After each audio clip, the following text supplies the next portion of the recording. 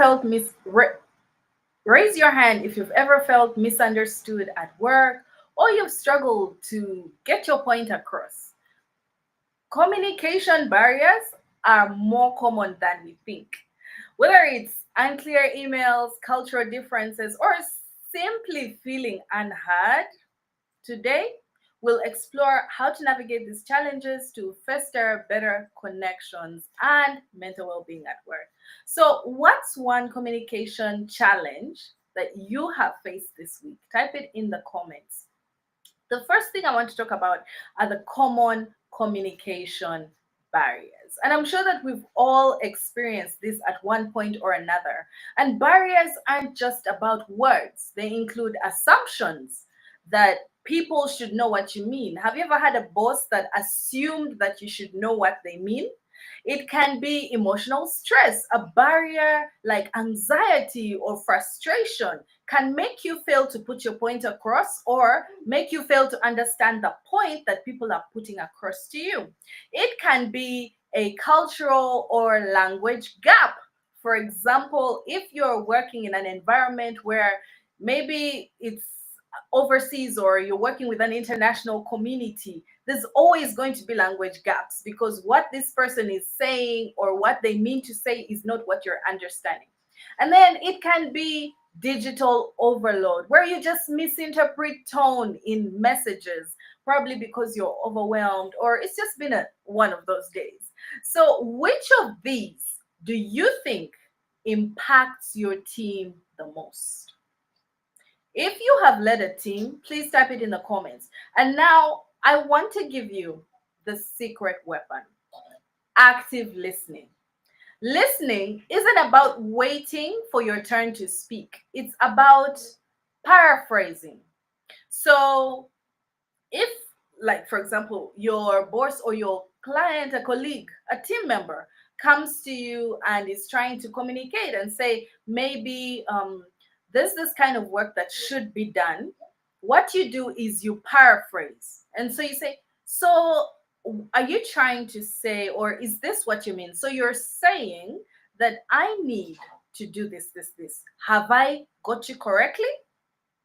And then they'll say, no, that's not what I mean. What I mean to say is this. And then you'll say, so what you're saying is, and then you repeat exactly what they've told you, such that you can ensure that you've gotten it correctly. And you keep doing that until you actually get it correctly.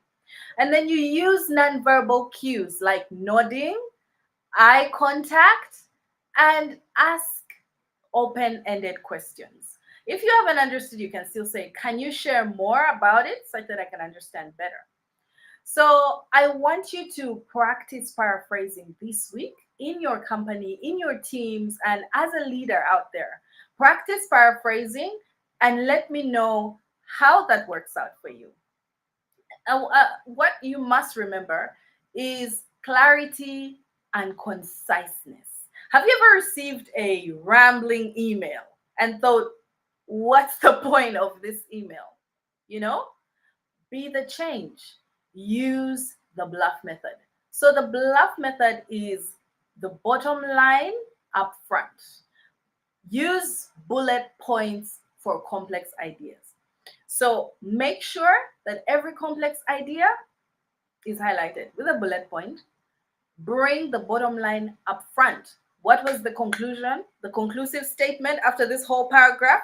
Bring that to the front. And then your explanation will go next. And avoid jargon unless everyone understands it. I mean, if you are in one of those companies that is so up to date and so, you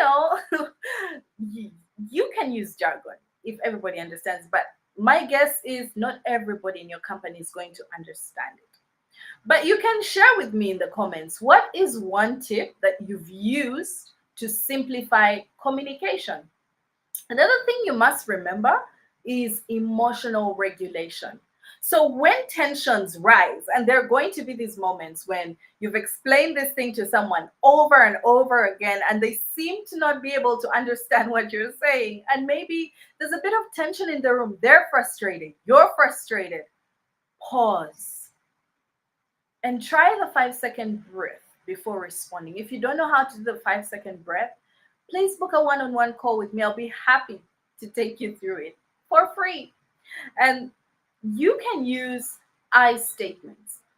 I feel overwhelmed when you do this. Don't say, you overwhelm me when you do this. Don't say, you irritate me or you confuse me when you do this. Say, I feel confused when you make your statement like this.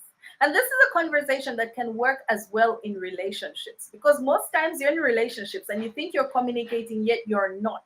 You are making your partner feel judged. And when you use a you statement, the backlash or whatever the other person understands is dependent upon them. But if it is I, then you have given yourself the opportunity to explain yourself further. You've given yourself that leeway, because then you can still repeat your statement if it hasn't been understood in a more understandable way. So think of a recent conflict that you experienced in your life. How could an I statement have helped? Maybe it was a conflict in your relationship. Maybe it was with your spouse, your children. How could an I statement have helped in that time? So, back to the workspace. If you are working with people from different backgrounds, they have different norms and they have different things that they value. So, make sure to ask them, how do you prefer your feedback? And then, after asking, observe. Notice their communication styles, because someone from Africa like me might not be able to communicate like someone from Europe. On then you adapt. You adapt the tone and you adapt your approach as needed. And how, if you're in a diverse team out there, how diverse is your team? And what have you learned from them? Just type it in the comments below so that I'll know what you're talking about. Another thing that is so common is emojis. Remember the digital communication pitfalls. Emojis can never replace tone. So avoid misunderstandings by, if it is a sensitive topic, use video calls. If it is a message that you want to send, an email, you've typed it out, read it aloud before sending it. Cross check it again and again, a third time, just to be sure that you have not miscommunicated something. And remember to set boundaries. For example, urgent, labels only when true. So label your emails and make sure that you add the word urgent. So who has ever regretted sending a message too quickly? Show of hands or type in the comments. Have you ever regretted sending a message too quickly? I know I have. There was one incident and it was a relationship that I was in, and that ended badly because I shared so many messages. I was not aware of how to communicate. And the person I was dating at the time interpreted it in a way that was terrible, and the relationship ended. Whew. But thank God now I have learned to communicate in a better way. And so remember that when you're communicating, you must build some type of psychological safety. Teams thrive when people feel safe to speak up. So encourage people to speak up, encourage people to be vulnerable. Encourage, it by doing it yourself. If you're a manager, if you're a leader, if you are in a relationship and you want to encourage that vulnerability, if you're a parent and you want to encourage it with your children, it's okay to say, I don't know, but I'll find out. Or when someone speaks up and says something that is beneficial to you, you can show gratitude by saying, thanks for sharing that. It's really eye opening. So, what is one thing that your team could do to foster more openness? So, today we covered listening, clarity, emotions, culture, digital tips, relationship tips. Now, what is one action step that you are going to practice this week? Let me know in the comments and feel free